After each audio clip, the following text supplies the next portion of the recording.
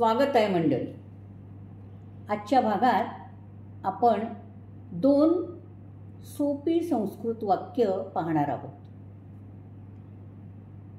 तृतीय पुरुषवाचक सर्वनाम म्हणजे तो आणि ती यांना अनुसरून ही वाक्य आहे. पहिलं वाक्य आहे, सहा दूरदर्शनम पश्यति.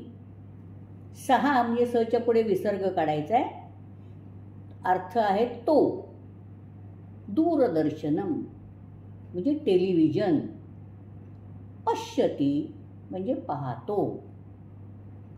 सहा दूरदर्शनम पश्यति. दुसरं वाक्य आहे, सा नृत्यम करोति.